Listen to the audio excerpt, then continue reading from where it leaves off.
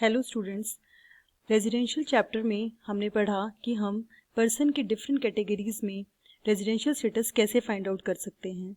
अब हम पढ़ेंगे कि जो भी रेजिडेंशियल स्टेटस हमने फाइंड आउट किए उस केस में हम टैक्स कौन कौन सी इनकम पर किस किस तरीके से लगा सकते हैं।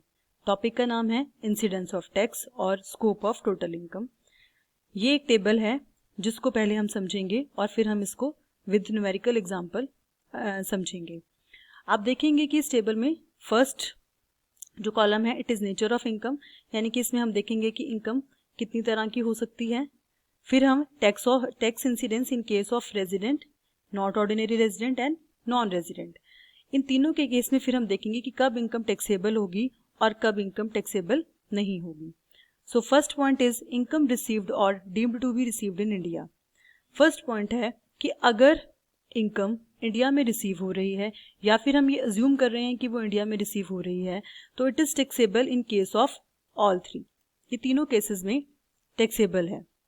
यानी कि जब भी आपको क्वेश्चन में कोई इनकम मेंशन होगी तो आपने ये देखना है कि क्या वो इंडिया में रिसीव हो रही है, यानी कि कोई भी इंडिया का प्लेस मेंशन हो और उसके साथ रिसीव्ड हो तो हम उसको फर्स्ट पॉइंट के अंडर तीनों में टैक्सेबल करेंगे। नेक्स्ट है हमारे पास इनकम अक्रूड इन इंडिया और deemed to be accrue in India, it is also taxable in case of all three.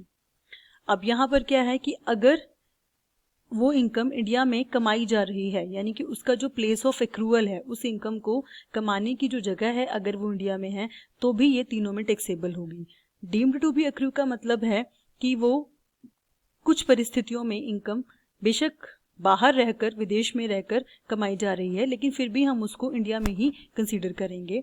Example के तौर पर मान लीजिए कोई फॉरेन एम्बेसी में जॉब कर रहा है, इंडियन एम्प्लॉई है, इंडियन गवर्नमेंट का एम्प्लॉई है, भारत सरकार का कर्मचारी है और इंडियन गवर्नमेंट ने उसको फॉरेन एम्बेसी में भेजा हुआ है, यानी कि किसी भी विदेश में उसकी पोस्टिंग की हुई है। तो अगर आप देखेंगे तो ऐसे केस में वो बाहर रहकर ही इनकम कमा रहा है और रिसीव भी बाहर कर रहा है, लेकिन उसको देने वाला कौन है? Indian government. तो ऐसे केस में ये तीनों में टैक्सेबल होगी और अब मैं ऐसी इनकम को भारत में रहते हुए ही कमाई गई मानेंगे। नेक्स्ट पॉइंट है income from business and profession outside India. Income from business and profession outside India but controlled from India, कि कोई भी व्यापार एवं पेशा है तो इंडिया से बाहर लेकिन उसका जो नियंत्रण है वो भारत से हो रहा है। ऐसे केस में ये सिर्फ दो में टैक्सेबल है और अनिवासी दैट इज नॉन रेजिडेंट के केस में ये टैक्सेबल नहीं है इंडिया में। अब आपने इस केस में ध्यान से देखना है कि वो बिजनेस भारत से बाहर हो पर उसका कंट्रोल इंडिया में हो, तो ये दो में टैक्सेबल है।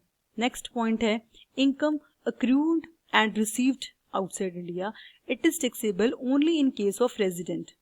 It is not taxable in case of not ordinary resident and non-resident.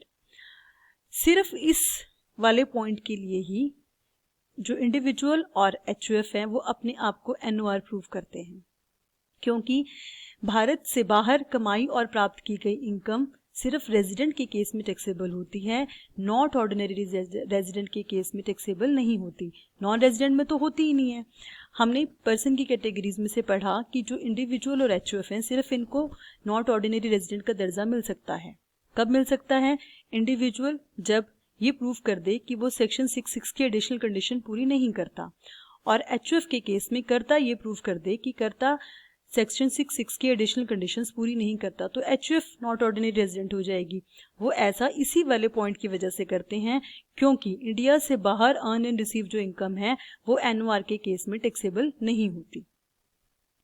Next point है कि प्रीवियस ईयर्स में अगर कोई इनकम जो है वो भारत से बाहर कमाई गई थी पर उसको बाद में रेमिट किया गया, remitted to India in later on years, तो हम उसको इन तीनों केसेस में एग्जम्प्ट करते हैं। अब हम जो ये टेबल हमने समझ लिया, अब हम इसको विद एग्जाम्पल समझते हैं।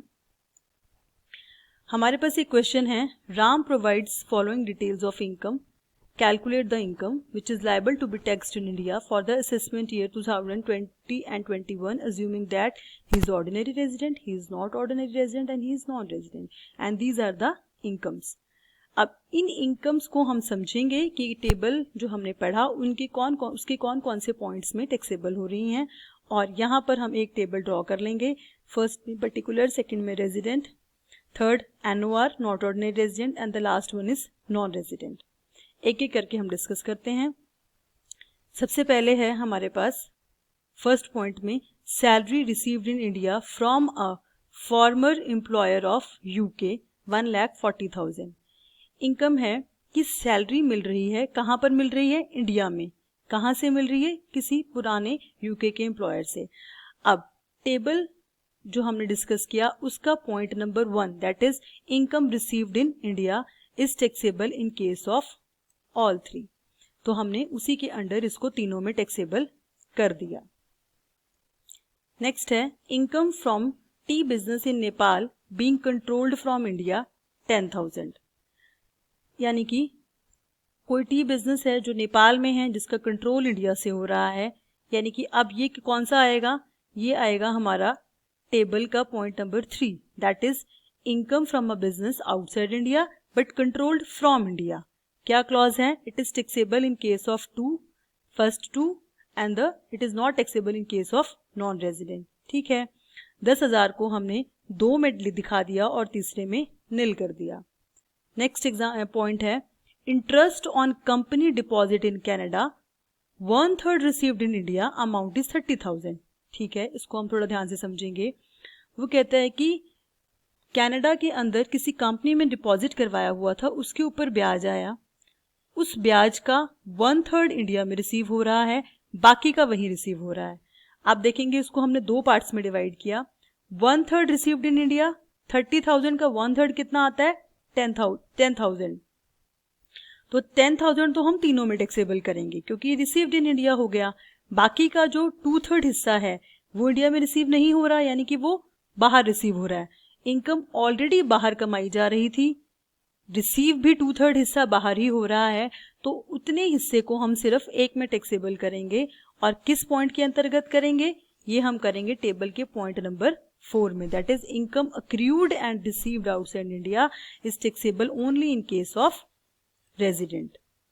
बाकियों के केस में, बाकी जो 1/3 रिसीव्ड इन इंडिया था उसमें हमने इसको तीनों में ले लिया।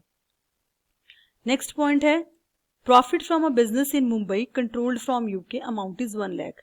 देखो, हम कंट्रोल्ड वर्ड देख के एकदम से कंफ्यूज हो जाते हैं कई बार कि ये पॉइंट नंबर 3 है और इसको 2 में दिखा दो टैक्सेबल, लेकिन ऐसा नहीं है।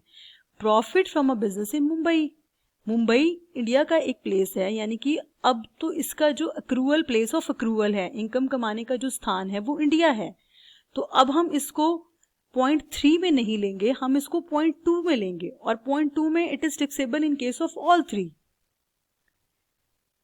तो इसीलिए जो profit from a business in Mumbai controlled from UK है, इसको हम 1 लाख को तीनों में ले रहे हैं।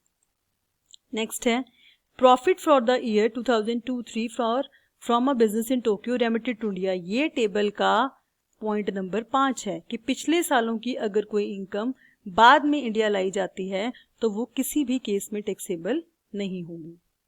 नेक्स्ट है income from a property in India but received in USA amount is 45,000। दोबारा पढ़िए, भारत के अंदर कोई प्रॉपर्टी है पर उसकी जो इनकम है वो USA में रिसीव हो रही है, होती रहे, हमें इसका कुछ नहीं करना। हमें तो बस ये देख लिया कि उसका जो प्लेस ऑफ अक्रूवल है वो तो इंडिया में है, यानी कि टेबल का जो पॉइंट नंबर 2 है उसके अंडर 45,000 तीनों में टैक्सेबल होगा। नेक्स्ट है income from a property in London but received in India. देखो, दोनों पॉइंट्स आपको साथ साथ बताए हैं ताकि आप डिफरेंस समझ सको। पहले वाले में प्रॉपर्टी इंडिया में थी, इनकम बाहर रिसीव हो रही थी। दूसरे वाले में प्रॉपर्टी बाहर है, इनकम इंडिया में रिसीव हो रही है। यहाँ पर टेबल का पॉइंट नंबर 2 एप्लीकेबल हुआ, यहाँ पर टेबल का पॉइंट नंबर 1 एप्लीकेबल हुआ, that is received in India. Taxable ये दोनों के दोनों तीनों केसेस में हैं, बट आपको डिफरेंस पता होना चाहिए कि कौन से पॉइंट के अंडर आप इसको टैक्सेबल कर रहे हैं। नेक्स्ट है income from a property in London but received in Canada. अब ये क्या पॉइंट है? प्रॉपर्टी लंदन में एंड रिसीव्ड इन कनाडा, मतलब अर्न भी बाहर और रिसीव्ड भी बाहर। तो ये कौन सा पॉइंट हुआ? Again it is 4th point, income earned and received outside India, it is only taxable in case of resident. तो हमने जो ये 2,50,000 थे वो सिर्फ एक में दिखाए, बाकी 2,50,000 थे वो सिर्फ एक में दिखाए, बाकी दो में नील। लास्ट पॉइंट है income from a business in Zambia but controlled from Turkey. अब ऐसा लग रहा है इसको देखकर कि शायद ये वो कंट्रोल्ड फ्रॉम इंडिया वाले बिजनेस का पॉइंट है, लेकिन ऐसा नहीं है। क्यों? क्योंकि ये दोनों प्लेसेस बाहर हैं। तो आप कंट्रोल्ड शब्द देखकर कंफ्यूज मत होइए, ये भी टेबल के पॉइंट नंबर 4 के अंडर सिर्फ एक में ही टैक्सेबल होगा, क्योंकि इनकम अर्न भी बाहर हो रही है और रिसीव भी बाहर हो रही है। तो हम इसको सिर्फ एक में दिखाएंगे। फिर आप क्या करेंगे, इसका टोटल कर देंगे। फर्स्ट कॉलम का टोटल 7,35,000, सेकेंड कॉलम का टोटल 4,55,000, थर्ड कॉलम का टोटल 4,45,000, और ये आपका आंसर है। उसने आपसे पूछा था कि रेजिडेंट के केस में उसकी टैक्स लायबिलिटी कितनी है, 7,35,000, एनओआर के केस में 4,55,000 एंड नॉन रेजिडेंट के केस में 4,45,000। अब इस क्वेश्चन में आपको एक बात ध्यान रखनी है कि ये जो क्वेश्चन है ये कॉलम वाइज चेक होता है, ये एंट्री वाइज चेक नहीं होता। यानी कि अगर आप मान लीजिए ये एंट्री सपोज करो आपकी तीनों कॉलम्स में गलत हो गई तो आपके मार्क्स हुए 0। क्यों? क्योंकि इसका तीनों का टोटल गलत हो जाएगा फिर, और मार्क्स मिलने हैं आपको कॉलम वाइज। इसलिए जब भी आप इसका क्वेश्चन अटेम्प्ट करें तो ध्यान से अटेम्प्ट करें और कॉलम के अकॉर्डिंग ही देखें, अदरवाइज फिर आप इसमें अच्छे मार्क्स स्कोर नहीं कर पाएंगे। इस एक्सेल शीट का लिंक मैं डिस्क्रिप्शन बॉक्स में पेस्ट कर दूंगी। Thank you.